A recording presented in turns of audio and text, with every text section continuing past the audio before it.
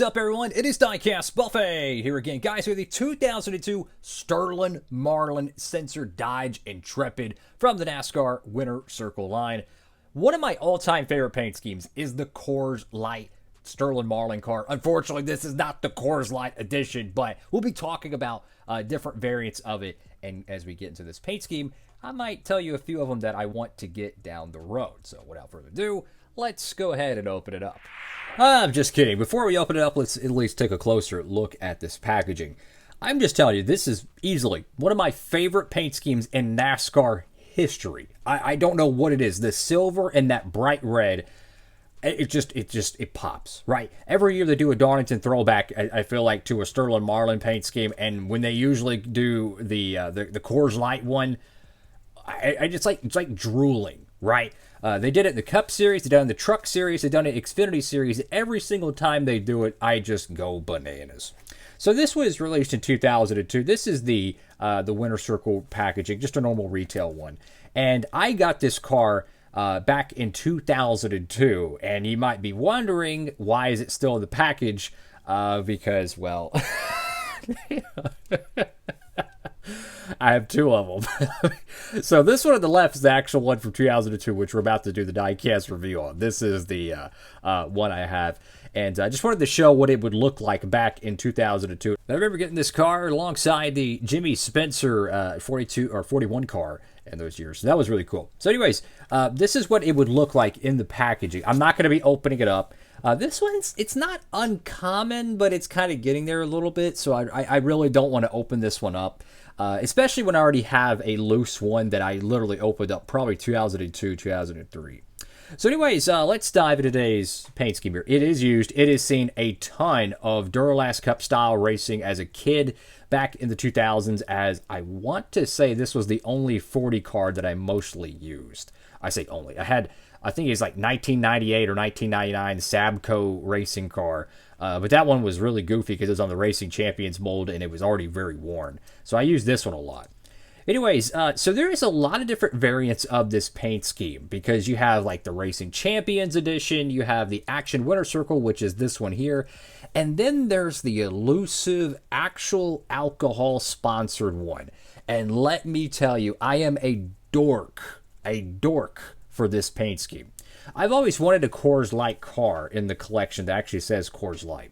And I've been looking around, and I actually learned it exists. Verbatim, the exact same casting as the Action Winter Circle, and it says Coors Light. You know how you get it?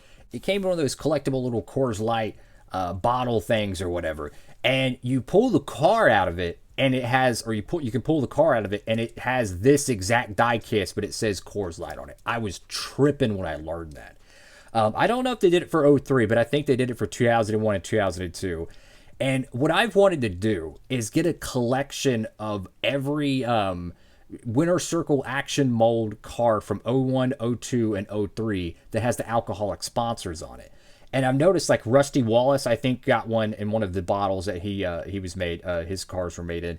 And then there's a Dale Jr. one I saw. It was his 2002 car, I think it was. And it was in a 2-car set or something. And it was the actual Bud car. But it was in the Action Winter Circle mode. I was tripping when I saw that, guys. So what I'm trying to say is there's different variants of the Sterling Marlin car. And I really want to get the special variant of it. What blows my mind is it's actually pretty uncommon. And then I looked at the production tag for that elusive bottle, whatever one, that it's the same mold. There's two different ones. There's like it's more of a club car. It's a little bit of a chunkier mold with like window print. And then there's this one. There's over like, I think it was 10 to 15,000 produced of it. Yet it's somewhat uncommon to find, which doesn't make any sense to me. Like, how does a diecast made 3 years ago that has only, I don't know, 1,000 124s made and it's everywhere, but a car that was made 25 years ago that has like 15,000 different units made and I only find like 2 of them? I don't get it.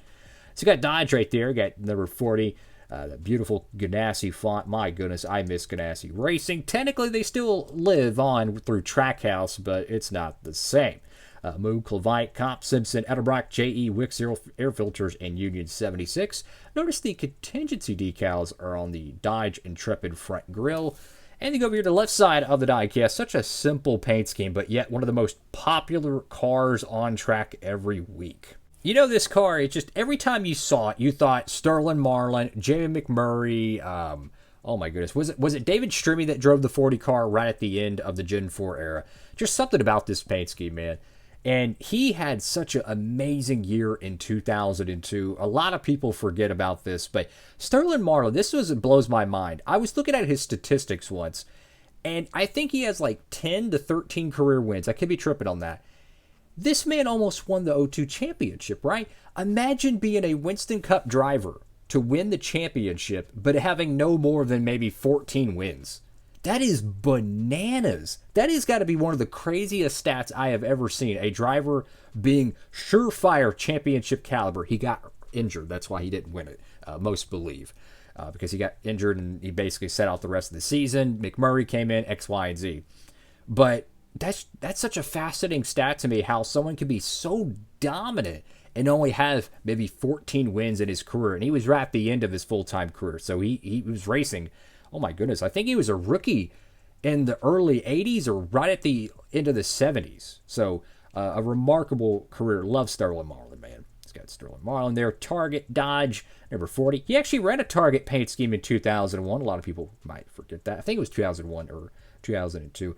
The Goodyear logo, well, it said goodbye. Got the bootleg Cup Series logo and no Bud Award logo for the Pole Award.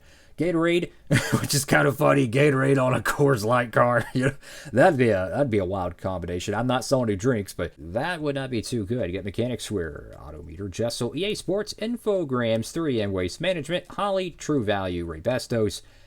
Thing that's Outback, Goodyear, and Union 76. Go to the back panel of the car. What a beautiful diecast mold it is. These Dodge Intrepids, man. They're kind of slept on a little bit, you know. They kind of get lost in the sauce, so to speak. I love these Intrepid molds. Go to the back panel. Got Sterling Marlin with the number 40. Got Dodge RT. The red on this car was neon on the real racetrack. So when this car hit the asphalt, the red popped. It was like a fluorescent red. And then you have the silver, and it was just literally. It's one of my probably top 3 favorite paint schemes of all time in NASCAR. I don't know what it is, but it's perfect. If Coors Light ever comes back to NASCAR, I hope they do something very similar. It's just that beautiful of a race car, man. Let's go to the right side of the diecast. It's got a little bit of a side skirt there. On the other side, the side skirt, it's actually pretty similar. And the reason why I mentioned that is on the Monte Carlo mold, the one side skirt's really low and the other side skirt's kind of missing. So with both of them being symmetrical, that's kind of interesting there. Another thing to add on to about the variations of Sterling Marlin's 40 Ganassi car. In 2001, they made a collector set that was featuring all the Dodge cars returning to NASCAR, and it had a whole bunch of different paint schemes. Well, one of them was a Racing Champion Sterling Marlin car, and no, it wasn't the censored one. It was actually a Coors Light one. Apparently, that was the only way you could get that diecast too, is through this collector set, which had it was about 10 to 15 cars in it, and it had different diecast molds, but for whatever reason, that was the only time Racing Champions ever made the Sterling Marlin car with the Coors Light logo. I found that really interesting. Again, it's the Racing Champions mold, so some people like that, myself included. I'm not a fan of that, or I say myself included. I'm not included in the ones that actually like that mold too much. To me, the most accurate Dodge Intrepid mold is this one and the Hot Wheels one. They really nailed it. Beautiful, beautiful diecast. Absolutely love it. Thank you all for watching the video. Make sure to like, comment, and subscribe.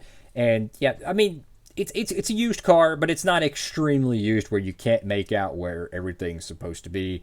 Such an awesome diecast, man. I love these Sterling Marlin cars. Hopefully, one of the days on this channel, perhaps we can get that Coors Light one that I was talking about, and I could do a diecast review on it, because literally, that is like one of my most wanted cars ever, is the Coors Light version of this. But I don't want no hood opening diecast. I want the winter circle mold. That's what I like to collect. I know. I'm a jabroni. That's all for now. Diecastbuffet signing off.